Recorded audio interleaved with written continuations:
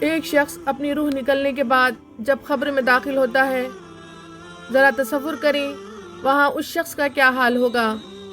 ہم یہ ایمان رکھتے ہیں کہ قبر کو تنگ کیا جاتا ہے، یعنی دبایا جاتا ہے، اور یہ کیسے ہوگا اللہ بہتر جانتا ہے۔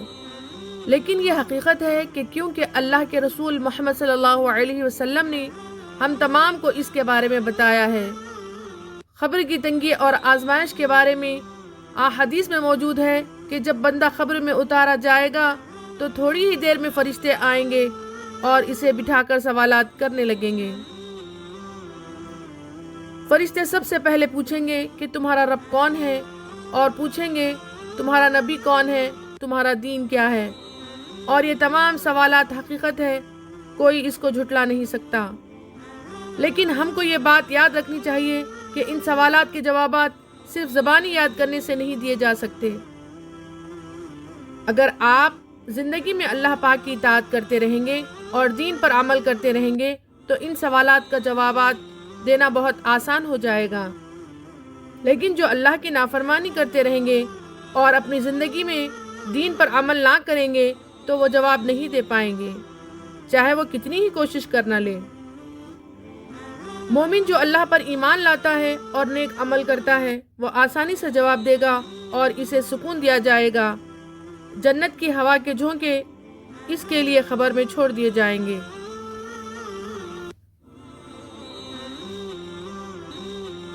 کیونکہ اس نے دنیا میں اللہ کی اطاعت کی۔ لیکن وہ شخص جو بدعمالیوں میں مبتلا رہا اور اللہ کی طرف رجوع نہ ہوا تو وہ ان کے سوالات کے جوابات نہیں دے پائے گا۔ ہم قرآن پاک پڑھتے ہیں لیکن اس کے معنی پر غور نہیں کرتے۔ ہم نہیں جانتے کہ قرآن میں ہمارا رب ہم سے کیا کہہ رہا ہے، ہم کو کیا بتانا چاہتا ہے۔ ہائے افسوس، یہ کتنی بڑی غفلت ہے۔ ہمیں سمجھنا چاہیے کہ ہمارے مرنے کے بعد وہ لوگ جو ہمیں نیکی کرنے سے روکتے تھے وہ ہمارے ساتھ نہیں ہوں گے۔ وہ یہ نہیں کہہ سکیں گے کہ ہم نے انہیں ایسا کرنے سے منع کیا تھا۔ وہ لوگ جو ہمیں قرآن کے معنی سیکھنے سے روکتے تھے وہ ہمارے ساتھ نہیں ہوں گے، اور وہ یہ نہیں کہہ سکیں گے کہ ہم نے انہیں ایسا کرنے سے منع کیا تھا۔ یہ ہماری اپنی ذمہ داری ہے کہ ہم اللہ کے کلام کو کیسے سمجھیں اور اس پر عمل کیسے کریں۔ قرآن مجید واحد کتاب ہے جو حق پر مبنی ہے، اور یہ ہمیں رسول اللہ کی سنت کی طرف لے جاتی ہے۔ اگر ہم نے اس کتاب کو سمجھا ہی نہیں تو ہم آخرت کی تیاری کیسے کریں گے؟ موت کے بعد کی زندگی کی تیاری سب سے اہم چیز ہے جس کے لیے ہمیں تیاری کرنی چاہیے۔ آج ہم میں سے زیادہ تر لوگ دنیاوی چیزوں کے لیے بہت محنت کرتے ہیں، جیسے ایک اچھا گھر خریدنا یا بڑی بلڈنگ میں اپارٹمنٹ لینا۔ ہم قرض لیتے ہیں اس امید کے ساتھ کہ وقت کے ساتھ ہم اس قرض کو واپس کر دیں گے۔ لیکن کیا آپ نے کبھی سوچا کہ اگر ہم اپنی زندگی ختم ہونے سے پہلے یہ قرض نہ چکا سکیں گے تو کیا ہوگا؟ میں نے بہت سے ایسے لوگوں کو دیکھا ہے جو اس دنیا میں رخصت ہو گئے، جو قرض لے کر بڑے اپارٹمنٹس یا گھروں کی خواہش رکھتے تھے، لیکن وہ قرض واپس کرنے سے پہلے ہی اپنی آخرت کے محل کی ضرورت مند بن چکے تھے، کیونکہ وہ وفات پا گئے۔ اللہ تعالیٰ ارشاد فرماتا ہے کہ کوئی جو اللہ کو قرض دے سکے، کہ ہے کوئی جو اللہ کو قرض دے تاکہ وہ اسے کئی گناہ بڑھ کر واپس کر دیا کرے۔ دیکھیں، سوچئے اللہ تعالیٰ کیا فرما رہا ہے کہ ہے کوئی جو اللہ کو قرض دے تاکہ وہ اسے کئی گناہ بڑھا کر واپس کرے۔ کیا آپ اللہ کے لیے دینے کے لیے تیار ہیں؟ اپنے وقت کو اللہ کے لیے لگائیں، اپنی توانائی، جوانی، طاقت سب کچھ اللہ تعالیٰ کے لیے خرچ کریں۔ اللہ کا خوف دل میں رکھیں، گناہوں سے بچیں، آپ کو اس کا اجر کئی گنا بڑھ کر ملے گا۔ جب آپ کو آخرت میں اپنے محل کی ضرورت ہوگی تو وہ آپ کے لیے پہلے سے ہی تیار رہے گا، آپ کے آنے کا انتظار کرے گا۔ جب فرشتے آپ کی روح لینے آئیں گے تو اس وقت سے ہی آپ کو خوشخبری سنا دی جائے گی۔ ایک روایت میں ذکر آتا ہے کہ مرتے وقت انسان فرشتوں کو دیکھتا ہے، صرف فرشتے ہی اسے دکھائی دیتے ہیں، جہاں تک اس کی نظر جاتی ہے اسے فرشتے ہی فرشتے نظر آتے ہیں، اور وہ فرشتے مومن کے لیے سفید لباس میں آتے ہیں۔ لوگ مر رہے ہیں، وہ لوگ جو یہ نہیں مانتے تھے کہ کوئی آخرت ہے، وہ اب خود آخرت میں پہنچ چکے ہیں۔ سوچیں کہ کتنی بڑی غفلت، کتنی بڑی بیوقوفی ہے۔ جو لوگ کہتے تھے کہ آخرت نہیں ہے، وہی لوگ اب وہاں جا چکے ہیں۔ اور اب ہم کہاں جا رہے ہیں؟ ہمیں بھی اپنی آخرت کی تیاری کرنی چاہیے۔ خبر کے لیے تیاری کریں۔ لوگ آئیں گے، آپ کو کندھوں پر اٹھائیں گے، آپ کو اپنے ہاتھوں سے دفنائیں گے اور پھر آپ کو اکیلا تنہا چھوڑ کر چلے جائیں گے۔ وہ دن ضرور آئے گا جب فون بج رہے ہوں گے، پیغامات بھیجے جا رہے ہوں گے، واٹس ایپ پر خبریں پھیل رہی ہوگی اور اسٹیٹس لگائے جا رہے ہوں گے اور سب آپ کی موت کی خبر دے رہے ہوں گے۔ وہ دن آ رہا ہے، آنے والا ہے اور وہ دن ضرور آ کر رہے گا۔ ہم سب کے لیے ایک دن ہم سب کو اس فانی دنیا سے رخصت ہونا ہے۔ اگر ہمارے بیچ کوئی اچانک ہم سے دور ہو جائے گا، ہم کو چھوڑ کر دنیا سے چلا جائے گا تو ہمیں شدید حیرت ہوتی ہے، لیکن سب سے بڑی حیرت تو ہم کو اس دن ہوگی جب ہم کو اور آپ کو بغیر کسی تیاری کے لے جایا جا رہا ہوگا۔ وہ سب سے بڑا دھچکا ہمارے لیے ہوگا۔ اللہ پاک ہماری مدد فرمائے، کیونکہ جب میں جاؤں گی تو میں وہاں بالکل اکیلی رہوں گی۔ اگر آپ اپنے بچوں اور والدین، اپنے بھائی بہن کو غور سے دیکھیں تو وہ سب کس کے ہیں؟ وہ سب اللہ کے ہیں، آپ کے نہیں۔ کیوں؟ آپ سے جڑنے سے پہلے وہ اللہ کے تھے، لیکن اللہ نے آپ کو ذریعہ بنایا تاکہ وہ دنیا میں آئیں اور اس کے ایک بڑے منصوبے کا حصہ بنے۔ حقیقت یہی ہے، آپ کا بچہ آپ کی ملکیت نہیں ہے بلکہ اللہ پاک کی امانت ہے۔ آپ کو اس امانت کی دیکھ بھال کرنی ہے تاکہ آپ اس آزمائش کے ذریعے جنت حاصل کر سکیں۔ میرے پاس یہ بچے عارضی طور پر ہیں، مجھے ان کی تربیت کا اللہ کو جواب دینا ہے۔ اس سوچ سے زندگی گزاریں اور اپنے بچوں کو دین کی راہ پر چلائیں تاکہ قیامت میں آپ کی تربیت آپ کو جنت تک لے جا سکے۔ تو آئیے اس دن کی تیاری کریں جب ہمیں قبر میں اتارا جائے گا، جب ہمارے گھر والے ہم کو چھوڑ کر چلے جائیں گے۔ اس وقت صرف ہمارے ساتھ ہمارا اعمال نامہ ہوگا۔ حدیث میں آتا ہے کہ جب کسی انسان کا جنازہ اٹھایا جاتا ہے تو اس کے ساتھ 3 چیزیں جاتی ہیں، ایک تو اس کے اہل و عیال، اور دوسرا اس کا مال، اور تیسرا اس کے اعمال۔ لیکن دفن ہونے کے بعد 2 چیزیں واپس چلی جاتی ہیں اور ایک چیز باقی رہتی ہے۔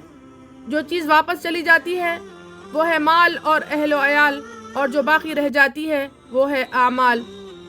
کبھی آپ نے سوچا ہے کہ آپ کے دفن ہونے کے کچھ عرصے بعد آپ کی بیوی شاید کسی سے نکاح کرے یا آپ کے شوہر کسی اور سے نکاح کر لیں، اور جو مال آپ نے محنت سے کمایا تھا وہ بھی آپس میں بٹ جائے گا۔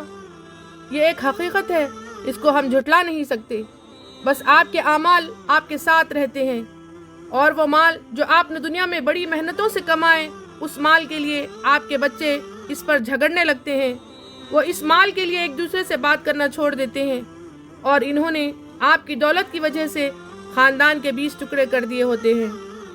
دنیا میں ایسے بہت سے لوگ ہیں جن کے ساتھ یہ سب ہو رہا ہے۔ جو کچھ آپ نے دولت کے طور پر جمع کیا ہے اور رشتہ دار تھے، وہ سب کچھ واپس چلا جاتا ہے۔ آپ کے اگر 10 بچے بھی ہیں تو آپ کو تنہا اکیلے وہ اندھیرے گڑھے میں چھوڑ کر چلے جائیں گے۔ یہ دنیا کا رواج ہے، اسی لیے کہ مرنے کے بعد تو دفن ہونا ہی ہے۔ لیکن ہم کو سب کچھ معلوم ہونے کے باوجود بھی ہم اپنی آخرت کی فکر کیوں نہیں کرتے؟ یہ اہل و عیال، یہ ہمارا مال ہمارے کچھ کام نہیں آئے گا سوائے اعمال کے۔ اعمال کو سنواریں، اعمال کو ایسے بنائیں جس سے رب راضی ہو جائے، اور جب ہم دنیا سے رخصت ہو تو ہم کو خوشی اس بات کی ہو کہ میں اپنے رب سے ملاقات کروں گی۔ کبھی کبھی ہمارے اعمال میں اخلاص اور معیار کی کمی ہوتی ہے۔ دیکھیں سورہ ملک میں اللہ تعالیٰ ارشاد فرماتا ہے، الذی خلق الموت والحیات لیبلوکم ایکم احسن عملا، جس نے موت اور زندگی کو پیدا کیا تاکہ آزمائیں کہ تم میں سے کس کے اعمال سب سے بہتر ہے۔ اللہ نے یہ نہیں فرمایا کہ کس کے اعمال زیادہ ہے، بلکہ اللہ نے یہ فرمایا کہ تم میں کس کے اعمال بہتر ہے۔ اس اعمال کو کیا فائدہ کہ آپ بہت سے اعمال کریں لیکن ان کا معیار کچھ بھی نہ ہو۔ یہی وجہ ہے کہ فرض عبادات کو کسی صورت نہیں چھوڑا جا سکتا، لیکن نوافل اور اضافی عبادت میں مقدار سے زیادہ معیار اہم ہوتا ہے۔ اگر آپ قرآن کو آہستہ اور سمجھ کر پڑھتے ہیں تو یہ اس سے زیادہ قیمتی ہے کہ آپ ہر 3 دن میں مکمل قرآن ختم کر لیں، لیکن بغیر کسی غور و فکر۔ اگر آپ نفل نماز پڑھ رہے ہیں تو بہتر ہے کہ کم رکعت ادا کریں، لیکن پوری توجہ اور خلوص کے ساتھ، بجائے اس کے کہ زیادہ رکعت ہو۔ اگر آپ زیادہ رکعت پڑھیں لیکن بغیر کسی روحانیت کے، اگر آپ مقدار اور معیار دونوں کو برقرار رکھ سکتے ہیں تو یہ بہت ہی بہترین بات ہے۔ یاد رکھیں کہ جو بھی عمل ہو خلوص دل کے ساتھ ہو، کیونکہ اللہ کے رسول صلی اللہ علیہ وسلم فرماتے ہیں انما الاعمال بالنیات، سارے اعمال کا دار و مدار نیتوں پر ہوتا ہے۔ اللہ اعمال سے زیادہ ہماری نیت کو دیکھتا ہے۔ اعمال چاہے کوئی بھی ہو، اگر اس میں نیت صحیح نہیں ہے تو سارا کرنا بیکار ہے۔ یاد رکھیں اللہ کے نزدیک جو بھی آپ کا عمل ہو وہ خالص اللہ کے لیے ہو، خلوص دل کے ساتھ قبول کیا جائے گا۔ اللہ کے نزدیک خلوص دل کے ساتھ وہ قبول کیا جائے گا۔ یہی وہ عمل ہے جو آخرت کی تیاری کے لیے بہت ضروری ہے، کیونکہ جب ہم اپنی خبروں میں پہنچیں گے تو وہ نماز جو آخری لمحے میں جلدی ادا کی تھی ہمارے ساتھ ہوگی۔ اللہ تعالیٰ فرماتا ہے توازن قائم کرو، حال کو استعمال کرو تاکہ آنے والے کل کی تیاری کر سکو۔ اللہ تعالیٰ ہمیں خلوص دل سے یہ عمل کرنے کی توفیق عطا فرمائے، آمین۔ چاہے وہ اللہ کی عبادت ہو یا کسی کے ساتھ حسن و سلوک، جو بھی ہم کریں وہ خالص اللہ کی رضا کے لیے۔ اللہ پاک ہمارے لیے آسانی پیدا فرمائے۔ سوچیں اگر آپ کی خواہش پلک جھپکتے ہی پوری ہو جائے، کبھی آپ نے سوچا آپ جو چاہے، جیسے چاہے، جتنی بار چاہے وہ فوراً آپ کے سامنے آ جائے، کوئی غم نہ کوئی پریشانی، نہ کوئی بیماری اور نہ بڑھاپا اور نہ ہی تھکن، بس خوشیاں ہی خوشیاں۔ یہ کوئی کہانی نہیں ہے بلکہ ایک ایسی حقیقت ہے جسے اللہ نے اپنے نیک بندوں کے لیے تیار کیا ہے، وہ ہے جنت۔ لیکن جنت کی زندگی کیسی ہوگی؟ کیا وہ واقعی وہ ہمارے تصور سے بھی زیادہ حسین ہوگی؟ آج ہم جنت کے بارے میں تفصیل سے بیان کریں گے، وہ باتیں جو شاید آپ نے پہلے کبھی نہ سنی ہو۔